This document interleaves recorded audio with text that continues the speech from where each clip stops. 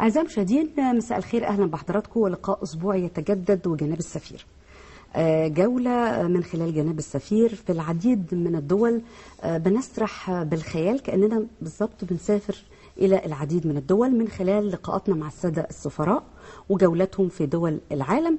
وأحيانا بيكون معنا سفير أحد الدول اللي بيكلمنا عن تجاربه الشخصية وبيكلمنا كمان عن دولته.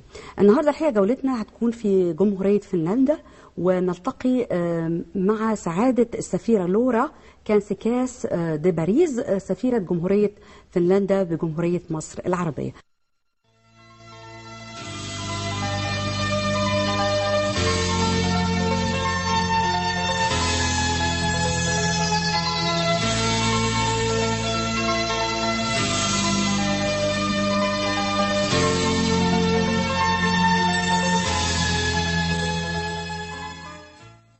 Welcome in Egypt and especially in our program in Channel 1.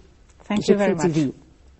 I think it's the first time to be in Egyptian TV, as you told me. Yes. And this is our happiness to see you in our program and to have a look over the Egyptian audience for the first time. That is my pleasure. We start our talk about your career and your history. What you are going to tell us about your studies and how do you enter this field and your beginning in the diplomatic field especially, and before the diplomatic field? Well, I have studied economics in Finland, and already when I was studying, I was thinking that I would like to work in a field that is related to foreign countries, to be able to travel and to see the world. But after graduating, I worked a couple of years in the private sector in Finland, in a wood-based industry. It was in fact kind of an organization for the wood pulp, which is a very important product in Finland. Our industrialization is based very much on wood. And then I got an opportunity to go to work with the UNDP, United Nations Development Program in Kenya, in Nairobi. What's your impression about this period of time, and what's your thoughts about this period of time in Kenya, Nairobi, and working for the United Nations there? Well, I have to say that I hadn't traveled a lot before going there, so it was a completely new world to me, and which I couldn't. It's a new experience. New experience, and something which I hadn't known before, and completely new. But I liked it very much there. It was a very nice. Nairobi is a very nice place to live. And the kind of working in an environment where there are people from different countries, it was very interesting and really something which I had hoped. So my hopes were coming true during that period.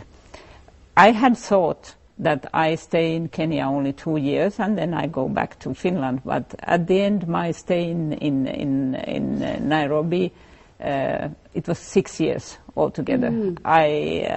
What's your impression about African people?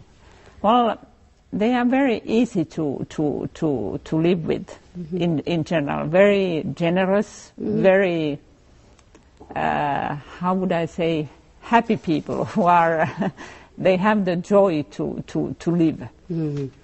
And at that time in Kenya also, it was a good time of Kenya. It had, unlike in some other African countries which had coup d'etats and so on, in Kenya there hadn't been anything. And it was developing very, very well, and unfortunately, during my time, there was something happened. There was an attempted coup d'état which meant a little bit that the security situation started to be worse. But still, during all that time, it was a very nice place to live. I think nature in Kenya is very yes, it's very nice. It's very different. And in fact, I met my husband in Kenya. My husband is French, and he was working there. So we got married there. We got our first child there. So Kenya is a very important place for our lives, and in a way we spent the best years of our life there. So it had a place in your life. Yes, yes. After that. But yes, then we had to think about because my husband was working for a private firm, that we had to make a decision what to do. That if we wanted to go back to Europe, we had to do it. We couldn't stay there. And my husband wanted to come to Finland, so we moved to Finland. And that was the point when I joined then the Foreign Service in Finland, the Ministry for Foreign Affairs. Then after Kenya, where did you go? Then we went back to Helsinki, and I started working with the Ministry for Foreign Affairs for development cooperation. Because this is the first time you joined this sector? Yes, that was the first time. Why did you choose this sector, diplomatic sector, or it came by chance? What happened in this period of time to start your career in diplomatic sector? Well, because I had been working for an international organization, so in a way, it was a very good experience to work in the foreign affairs. Yeah. And in those early years, I was working in the Ministry for Development Cooperation, because that's something what I had been also in Nairobi. And yes, somehow I felt when I entered the Foreign Service that for me it was something that, yes, this is my place. I felt you find yourself. Yes, I found it, and I said, yes, this is something I want to do. It's very interesting to anyone to find himself in his career. Yes, and it's, of course, when you think about diplomatic life, it has its benefits. It has its kind of sides that are not always so easy, but still, I wanted to live a life where I can see the world, and I knew that I can. Very good expression. You can see the world from your position. And I felt that once, yes, this is something I can do. And at the same time, even though diplomatic life requires that you go regularly to other countries, to live in other countries. Some kind of instability. Yes, but still you come back. Yeah. It's the point you have your. You always have the hope to come back to your own country. Yes. And of course I have been able to also to go around in such a way that. When it has been important to stay in Finland, I have been able to do it. You know, when you have children, there are it's a responsibility. There are certain times of when they are growing that it's better to stay in one place. I know. And not move, because it's not always so easy to move with your children. And then later on, when my parents started aging, I didn't want to go out. I wanted to stay local period. You couldn't leave your kids. So I could combine these kind of things, to be near to my family when I wanted, and then go abroad when the situation was different. Now we have the news of our programs, and we will complete our speech. أعزائي المشاهدين، هنلتقي الآن ونشرة أخبار جناب السفير، ونرجع تاني وحوارنا مع سعادة سفيرة جمهورية فنلندا بجمهورية مصر العربية. منتظرين.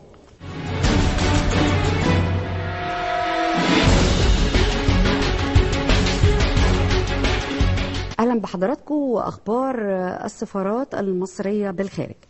السفارة المصرية تشارك في حفل تخريج الدفعة الأولى من كلية الطب البيطري فرع جامعة الإسكندرية بتشاد.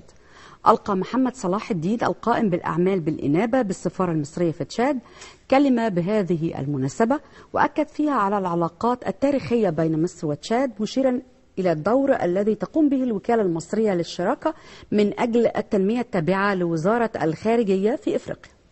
وزير الخارجية يسلم الرئيس الأوغندي رسالة من الرئيس السيسي. التقى سامح شكري وزير الخارجية في بداية الشهر الحالي مع الرئيس الأوغندي، حيث سلمه رسالة من الرئيس عبد الفتاح السيسي تتناول العلاقات الثنائية بين البلدين وسبل تعزيزها في كافة المجالات. القنصل في الرياض يبحث مع مدير الجوازات تسوية أوضاع المواطنين في إطار حملة وطن بلا مخالف. في إطار حرص القنصلية المصرية بالرياض على رعاية أبنائها في الخارج، قام قنصل مصر بالرياض بمقابلة مدير جوازات منطقة الرياض، والذي أشاد بزيارة السيد رئيس الجمهورية إلى الرياض الشهر الماضي، مؤكدا على أن ردود الفعل الناتجة عن الزيارة والتي تهدف إلى تطوير العلاقات بين البلدين. سفير مصر في بكين يلتقي نائب وزير الخارجية لمناقشة قضايا نزع السلاح. التقى سفير مصر في بكين ونائب وزير الخارجية الصيني للشؤون السياسية والاقتصادية الدولية. تضمن اللقاء مناقشة أهم الموضوعات ذات الاهتمام المشترك بين البلدين على صعيد المنظمات والمحافل الدولية متعددة الأطراف. السفير المصري بفرنسا يؤكد أن زيارة بابا الفاتيكان رسالة تضامن مع مصر ضد الإرهاب.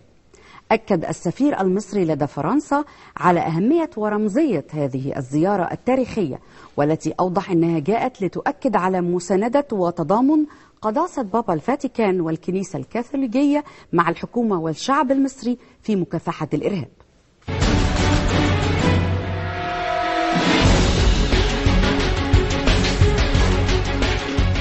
ورجعنا تاني لحضراتكم بعد نشرة أخبار جناب السفير وحوارنا مع سعادة السفيرة لورا كانسكاس دي باريس سفيرة جمهورية فنلندا وجمهورية مصر العربية. Welcome again. We will complete your jobs before you come to Egypt. What we are going to say after your stay in Helsinki? What country you went to? Well, I have before coming to Egypt, I was mainly working in Europe, and then in Helsinki.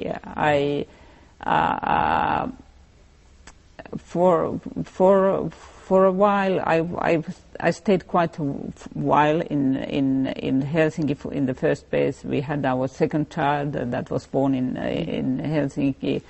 And then later on, I was a couple of years also away from the ministry when I accompanied my husband to France. We lived in France a couple of years, and then coming back,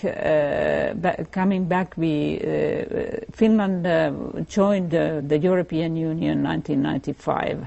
Mm-hmm. And very quickly after that, I was assigned to Brussels to our representation there.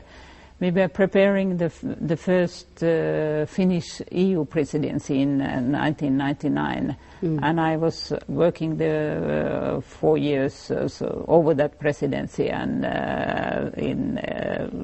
came back to Finland in 2000. Mm-hmm. Then again, quite some time in Helsinki. I had been working quite a lot in development cooperation, and I moved to other issues. I think your character had been changed. Yes. From the first time you went to your country. Yes. Talk to us about this point. Well,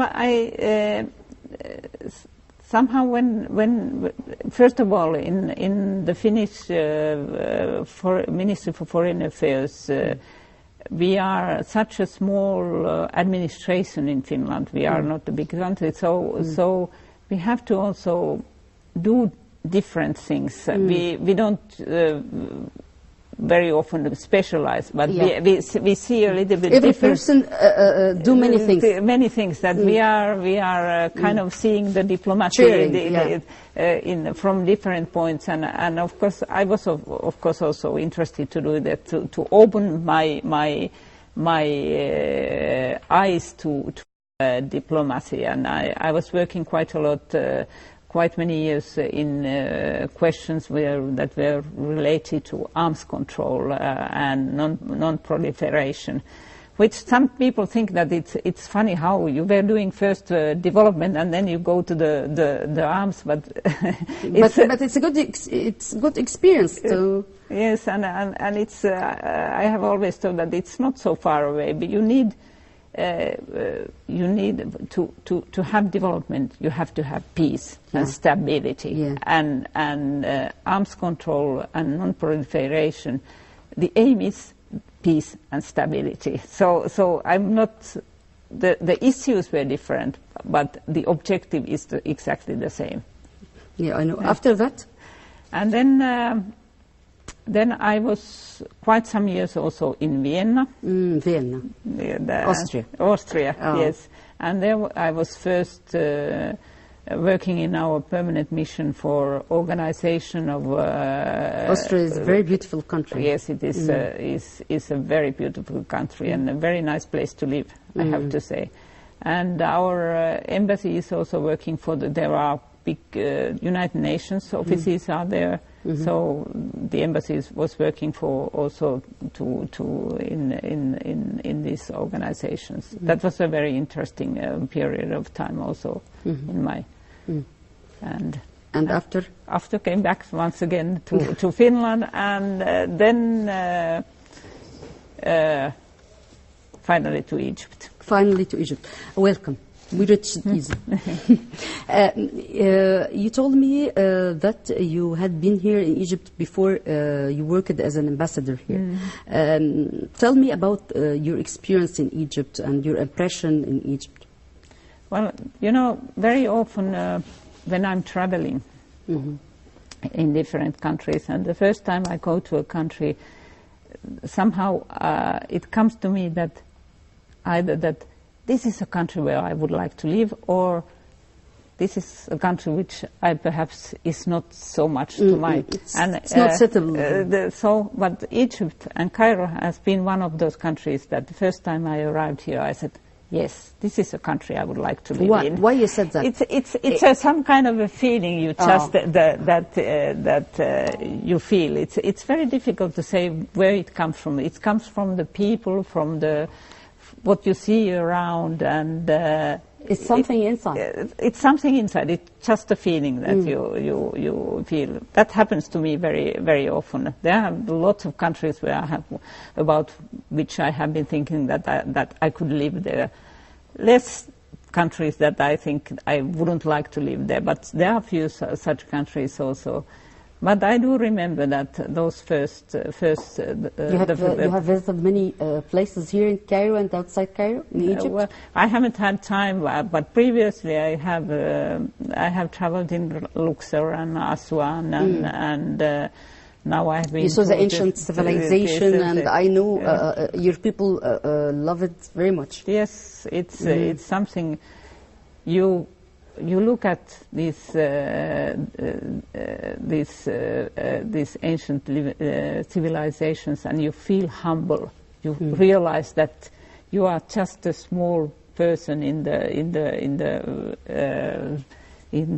this environment that has survived thousands of years. Of course, this is good words to end our first episode, and we will complete in the second episode. Welcome in Egypt, welcome in Cairo. متعة الحياة في فنلندا مرتبطة بالتناغم مع الطبيعة، سواء في مجالات الرياضة أو في قضاء أوقات الفراغ أو الغداء أو السكن. هناك اهتمام كبير بالحفاظ على الإرث التاريخي والثقافي الغني، وكل منطقة من البلاد تتكفل بالحفاظ على كنوزها. شعب لابون الأكثر اهتماما بتقاليده، تقاليد جالية في الملبس واللغة، وبينما سكان البلاد يتحدثون اللغتين الفنلندية والسويدية، فإن منطقة لابوني تتحدث الفنلندية واللابونية. شعب صيادين تكيف مع التوندرا، خاصة في منطقة ما بعد الدائرة القطبية، حيث يضم سقف أوروبا التضاريس الوحيدة التي تصل لارتفاع 1328 مترا، لكن المنطقة منبسطة بصفة عامة.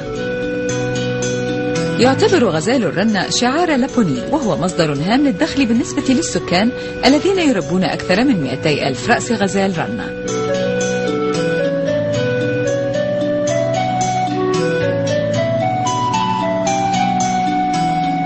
منطقة لابوني كما في باقي مناطق البلاد تقريبا فقدت المواسم وجهتها. فالليل القطبي يدوم طوال الشتاء، بينما يغطي النهار فصل الصيف كله. صيف تنيره شمس منتصف الليل.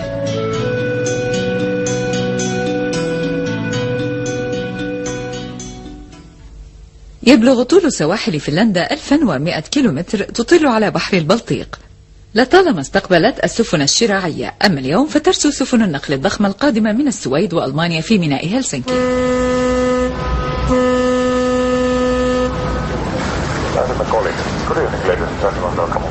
أنشأ هلسنكي الملك السويدي غوستاف فازا عام 1550، وقد أصبحت عاصمة عام 1812 بأمر من القيصر الروسي إلكسندر روسيا. هذا تمثال خليفته إلكسندر الثاني الذي حدث دولة فنلندا وسط ساحة البرلمان في قلب العاصمة هلسنكي التاريخية. كما تضم الساحة الكاتدرائية البروتستانتية. كما تفرض التقاليد الروسية نفسها، نجد بجوارها كاتدرائية أوسبونسكي الأرثوذكسية، وهو مبنى لا يتناسب مع نسبة البروتستان.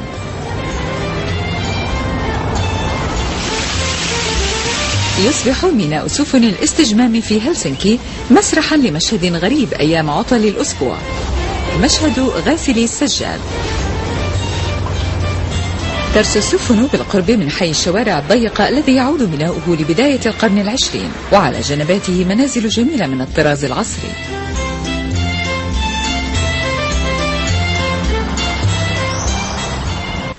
أعزائي المشاهدين، يمكن آخر جملة قالتها سعادة السفيرة أنه لما الإنسان بيشوف الحضارة المصرية بيحس قد إيه التواضع، وقد ايه الواحد صغير قدام الحضاره العظيمه اللي فضلت الاف السنين. الحقيقه ببقى سعيده جدا لما اي ضيف من ضيوف مصر يقول هذه الكلمات. بختم حلقتي النهارده والجزء الاول مع سعاده السفيره لورا كانسيكاس دي باريس، سفيره جمهوريه فنلندا بجمهوريه مصر العربيه. استنونا في الحلقه الجايه والجزء الثاني ان شاء الله وجناب السفير.